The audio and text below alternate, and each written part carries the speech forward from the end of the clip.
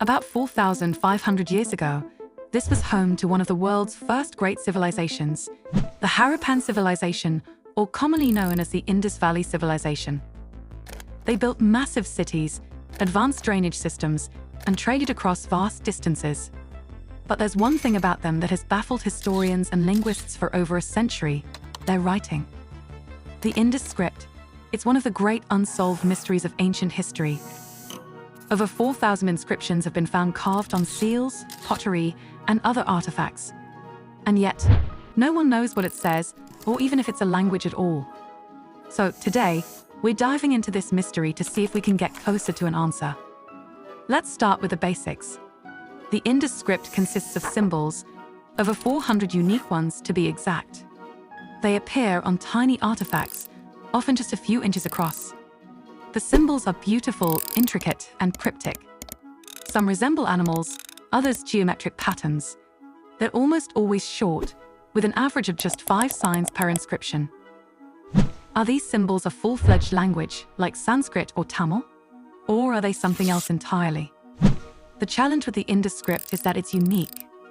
Unlike Egyptian hieroglyphs or Mesopotamian cuneiform, we don't have a Rosetta Stone, no bilingual texts to help us decode it. Well, there are a few competing ideas. Some scholars believe the script represents an early form of a Dravidian language, a family that includes Tamil and other South Indian languages. This theory is based on linguistic and cultural ties. For example, modern Dravidian languages share certain structural similarities with what we might expect from the Indus script. But there's another camp that argues the Indus script might be related to early Indo-Aryan languages, like Sanskrit.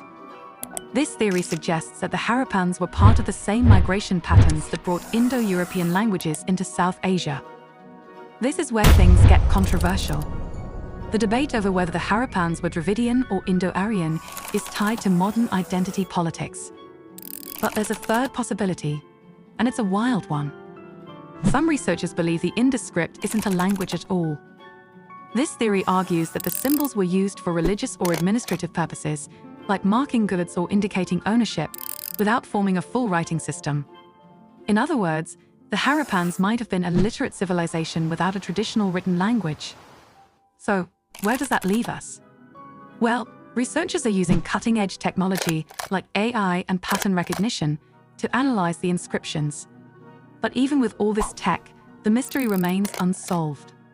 And here's the kicker: because the inscriptions are so short, we may never have enough context to crack the code. The Indus script might just stay a mystery forever. So, is the Indus script Dravidian, Sanskrit, or not a language at all? The truth is, we don't know. And maybe that's what makes it so fascinating. It's a reminder of how much we still have to learn about the ancient world.